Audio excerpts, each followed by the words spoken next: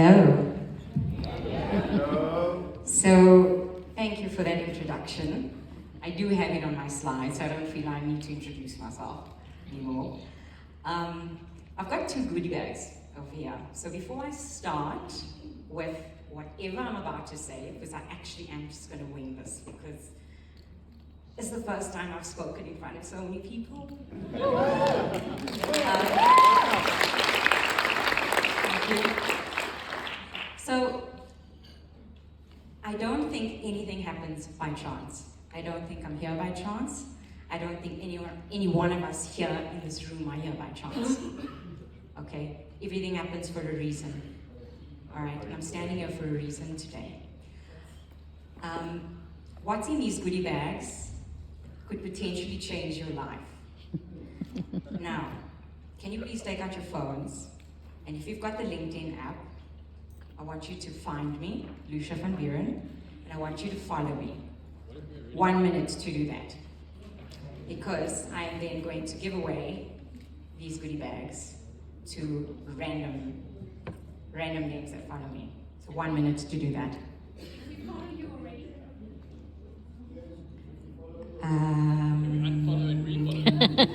We'll have to make another plan. Okay, is anybody struggling to find me? Lushia. Lushia. Everybody spells my name Lucia. It's Lushia. Van Buren. Okay, all you gotta do is follow. Okay, is anybody struggling? No? Done? Okay, so I'm definitely giving away goodie bags today. Alright. So, let's go on with the proper introduction. I am the founding director of Lual Consulting. What I've done is I've started a brand for myself, okay? I grew up in poverty in Nuclear, Westbury. I don't have any formal qualification. I literally have matric. And, well, through sales, I managed to build my way up and get somewhere in the world. And thank you. I'm also an award winner. My company is BE Level 1. I am a queen. I gave myself that title. I'm a mom and a recruiter, speaker, Reiki practitioner. I'm also a near-death survivor, which I'm going to talk to you guys about. Networker, and I'm a groundbreaker. So I want to also give away more goodie bags. So I'm going to ask questions at the end of this presentation. So if you're not paying attention, now would be a good time to pay attention. On the 26th of September 2021, I had my near-death experience. I had a subarachnoid brain hemorrhage. I had a 30% chance of survival.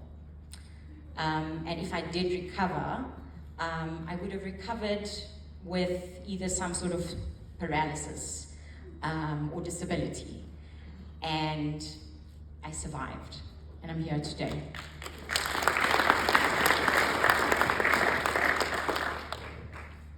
Then I gave up smoking on the 22nd of September, 22nd of October, 2021. And in 2022, I had a full-on nervous breakdown. This is now. On my birthday, the 1st of June, 2022, I had a full-on nervous breakdown. So my brain aneurysm and my near-death experience and all of this, I'm going to call it a shit show. It is what it is. It was a shit show. I was going so fast, and I wasn't taking the time out to do me. I didn't realize that I wasn't making time to be self-aware, to look at my health, my wellness, and mental health. And how ironic that I have this full-on nervous breakdown around May, and I try and get an appointment with a therapist, and the first appointment I get is on the 1st of June, 8 o'clock, on my birthday. Like, how ironic that I'm going to meet a therapist on my birthday. My 40th, by the way. It's like it's a big deal for me. So I sit in front of her and I'm just a ball of mush. Because I'm like, I don't know what's going on. I don't know what's going on. I nearly died last year, and now I have this nervous breakdown. And cut the long story short, she said to me, Lushia, you're suffering with severe anxiety. And that is probably another reason why you had a breakdown. It was leading up to all of these things your body's telling you to stop. And so I'm studying therapy. As you can see, I'm perfectly fine. Okay. So, as much as we're here, we've got a job to do. Health is important, especially mental health. Because sometimes what we do is we implode internally, and we don't tell anyone just how tough life is. Because life is tough. Sorry, let me do the Gary Vaynerchuk. Life is fucking tough. It is hard. Okay? So, why aren't we talking about mental health? Why aren't we aware that 1 in 3 people in this room suffers from some sort of depression? Why is it still taboo to talk about it? So, I'm here to talk about my journey as a recruiter and as a business owner. And I've been in sales my whole life, okay? If you guys know anything about recruitment, I can tell you don't know anything about it. Recruitment is not HR. Recruitment is sales. So for my sins, I sell people. Human trafficking. That's what I like to call it. Because I've got to find people and then sell it to my customer. Most of you guys are selling services and selling it to a customer. At the end of the day, sales is sales. You've got to have a specific, I don't know, the X factor to be a salesperson, a successful salesperson at that. So, let's go into my slides because I haven't even talked about myself. Okay, so this is me. I was here at your function last year, thanks to Anthony. I had an awesome time. So, yeah, I'm really proud to be standing here, and I'm honored that I was asked to give this talk. I also wanted to just show you your core values. This is ASI, Humanity, Transparency, Innovation, Excellence, Integrity, and Simplicity, which is weird because those are mine on my website from 7 years ago. All right? So very similar core values, and one of my favorite quotes is that your personal core values define who you are. So remember what I said about me giving myself the name or the title being a queen. Okay, I don't care if you think I'm arrogant, I really don't. But I've given myself that title because nobody else is going to do it for me. Okay, I am a queen in my own right. I am a survivor. I am a mom. I'm a friend. I'm a daughter. And I am a queen for surviving this rat race called life. Okay? Right, so I was asked to talk about how to build client relationships. And I'm a communicator, by the way. Any Gemini people in the house? Okay? All of you guys are like talkers, talk non-stop, right? Right? Okay. Anyway, so with me, communication is key. With me in the audience today, I've got a very good friend of mine. Like I say, I've been in recruitment for 18 years.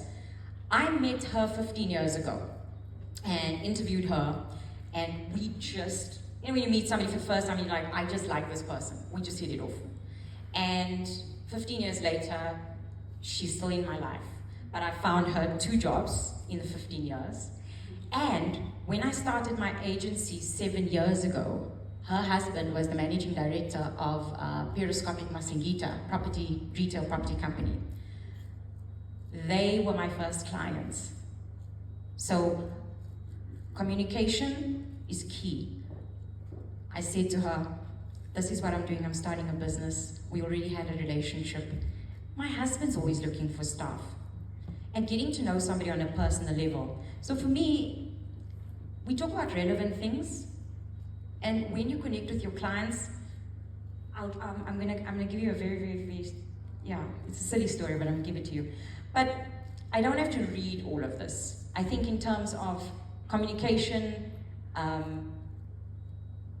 anything, thinking of you when I saw this, popping by your office to drop you off a t-shirt, a continuous customer service and communication, continuous improvement, feedback to the clients. Clients like to hear feedback. Give me feedback all the time. Keep me in the loop all the time. And so you're not just a financial planner or a recruiter who's selling something on a once-off basis and they never hear from you again. It's just continuous. And then you get the word of mouth, and then you just have this sea of people who want to have you around because you give good service. And it all starts with the communication, building the rapport. Again, we want to solve problems. Anybody in sale, we want to solve your problem.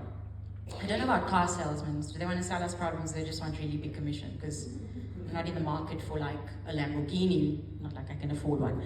But you guys selling financial services and financial solutions, you've got to be able to identify problems, right? And that's going into the needs analysis. And for me, that listening and understanding and the rapid response with coming back,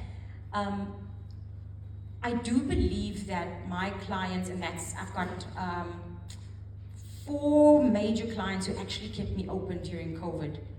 And when I did a customer feedback session with them, I asked them, you know, what are the things that you like about us, and why are you keeping us around? Because there are 2,000 recruitment agencies in Johannesburg, and you're working with me.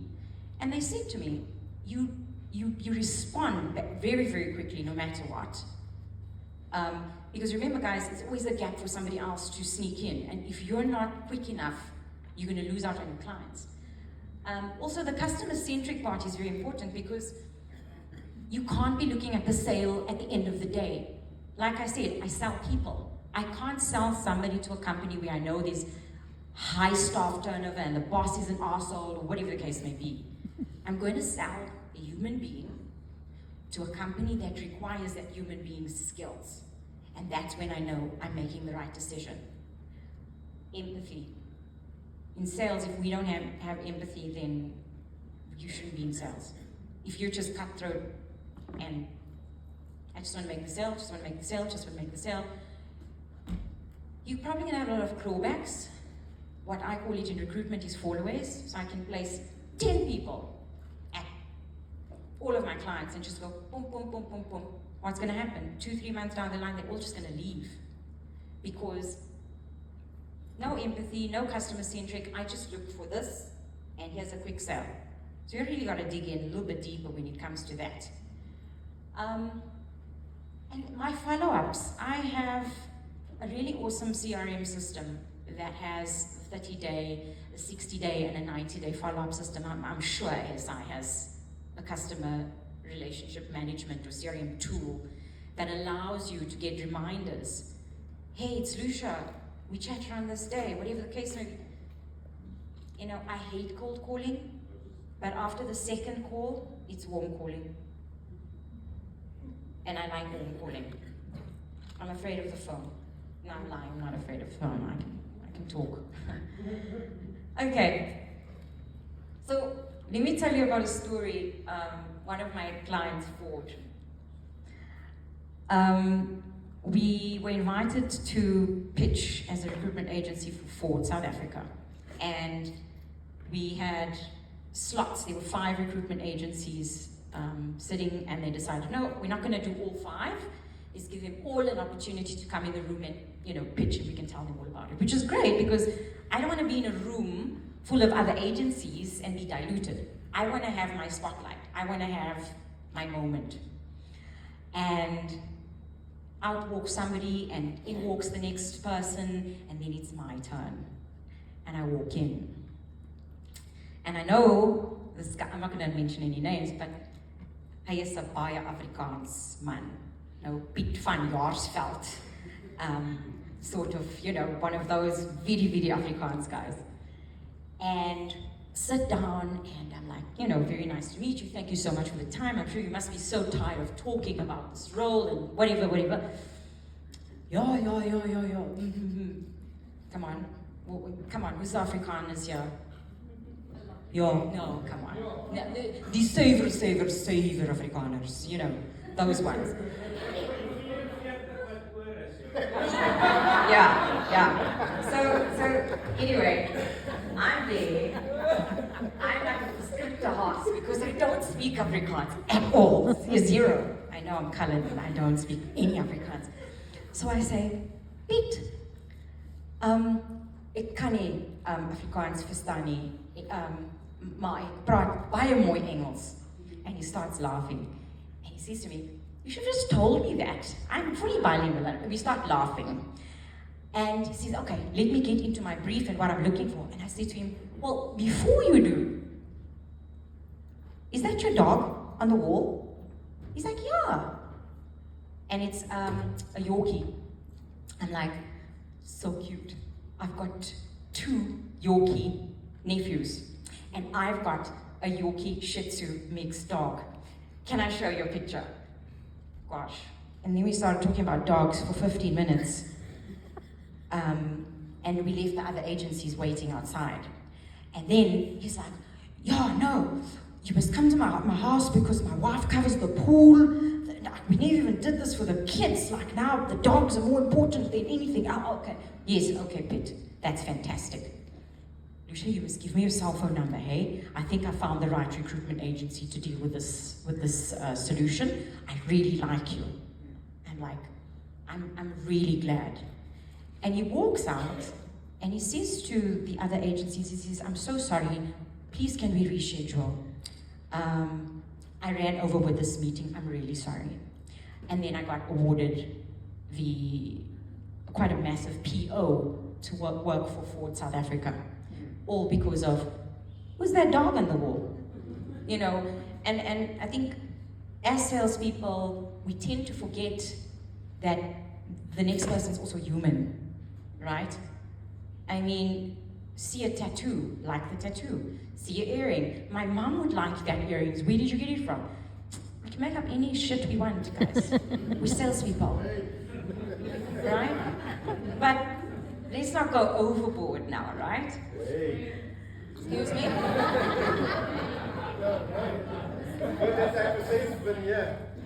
Wat sê jy, meneer? Ek kan nie Afrikaans.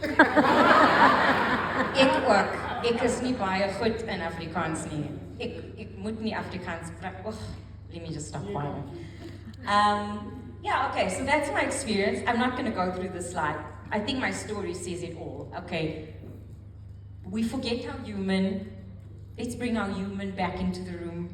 Let's bring our human on client visits with us. Let's bring our human when we're interacting with another human. Again, I'm just going to go back to the fact that you don't know if somebody's depressed or struggling with anxiety or whatever's going on with them. But they are all human. We're all human. Yeah. Okay, hunting. Okay, who are the hunters in the room? Everyone. Are you guys all hunters? Yes. All sales? Yes. So all target driven? Yes. So I hope we all make a lot of money. No. Anthony? What's going on? No money being made. Okay, well, I know you guys sell quite a range of financial services and financial products as a broker. And for me, the key is product knowledge. I sell people. Okay. I have to interview people. I have to know people to sell them. With your products, you actually have to know the product to sell it. It's like, stupid example, but you cannot go from working at Toyota and on the first day try and sell a BMW and not know the difference between the products. Okay, for example, what's a financial accountant and what's a management accountant? Okay, I know that. I have to know that because that's my product. It's my product line. Same with you guys. So unless you niche, unless you're a health expert or risk expert or a retirement expert, then yes, be an expert in your own right. But if you're generalists, like I am, product knowledge is key, and the only way to master product knowledge is to give yourself time. And any new job, I always say, you've got to give yourself a minimum of 6 months to first grasp it and the product knowledge before you can say, okay, this is not for me, okay?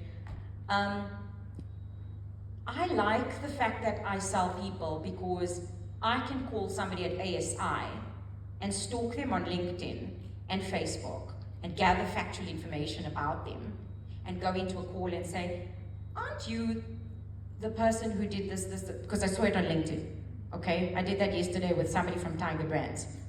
And I ended up getting a meeting with them next week because I saw what he does, I see what he posts, I see what he likes. So when I went into the call, I just went, hey, I admired what you did the other day. You posted this, can we meet?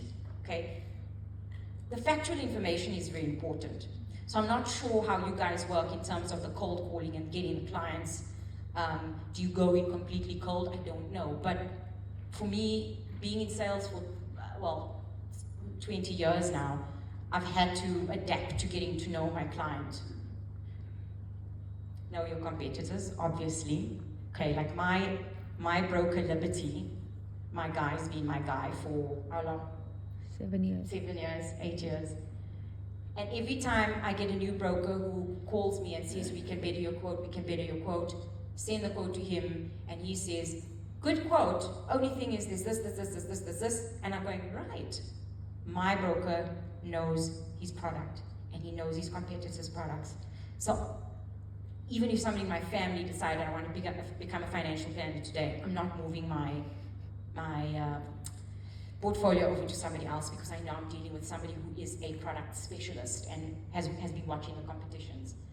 We can better your quote. Okay, you guys now have me on LinkedIn, so I'm gonna be waiting for those inboxes. You are your own boss. Act like it. So if we all entrepreneurs and we all dictate how much money we can make, why are we not acting like the kings and queens and CEOs that we actually are? Act like it. I used to say to myself, fake it till you make it, and you know that it's such a cliche thing. It's been used for so many years. But when I started out in recruitment, I was very, very poor. I used to buy my suits from China Mall. They used to cost 200 Rand. And then I used to lay by shoes from Edgar's or Pushini. So my shoes used to be like 600 Rand, but my suit used to be 200 Rand because it was from China Mall. And no one knew it was from China Mall. It just looked like a really good suit. And I just parked my Taz really, really far away so they didn't have to see me get out of the Taz because there was a problem with the battery, so I had to always park downhill so I could roll it down. But no one knew that. Everybody saw me showing up in my heels, in my very expensive looking suit, and getting down to business. So I faked it until I made it for a very, very long time. And then, the who do you know, as I said it earlier, word of mouth is so powerful. I'm sure you guys get so many leads from word of mouth, especially if you're client-centric, especially if you come back to clients with quick queries in a timely fashion. You're a problem solver, you suggest new things.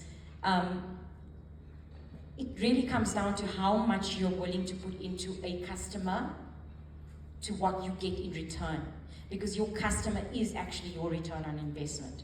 So why are we not spending more time sitting in a client meeting, treating them, getting to know what their pets' names are, and birds and cats and fishes, and where they grew up on which farm, and whether they can speak Afrikaans or not. If we are doing all of that right, then we're getting to know our customers really, really well. And if we know them really, really well, and they know us really, really well, there's a connection, you give a service, and then who else do you know that could use my services? And they'll be singing your name because you've done such an amazing job. And then you close the deal and you follow the slides that was, yeah, these ones. Am I doing okay for this big crowd? I'm feeling a little bit hot. So this is really short. Like I said to you guys, I had to ask my key accounts, you know, why are you specifically keeping me around? What do I do right? I just asked directly. They told me what I was doing right. And I'm going to do more of that.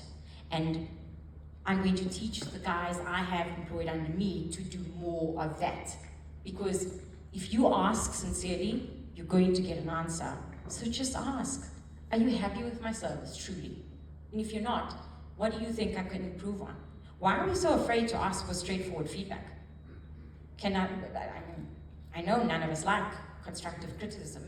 It's difficult, but it's for our own self-improvement at the end of the day. And yes, give the client ideas and suggestions. What would you like me to do? How else can I improve it? What about doing this or doing that? So, yeah, and then and again, old school, but works. It is old school, guys. Old school. I don't believe, and maybe I'm getting ahead of myself, but I believe in face-to-face interactions. I do believe in meeting my clients and shaking their hands and getting to know them on a personal basis. Like, I don't believe in closing a deal on the phone. I see so many branded ASI cars in the parking lot. So I'm hoping that all of these ASI cars are all over the place, in buildings, meeting people and being seen all over the place.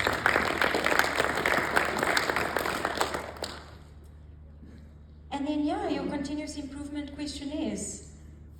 Your customer service is important because you can close the deal, but how you do that aftercare and the after service is still vitally important because they can move and drop you in a heartbeat. You know that customers can be like that. And that is me. Any questions?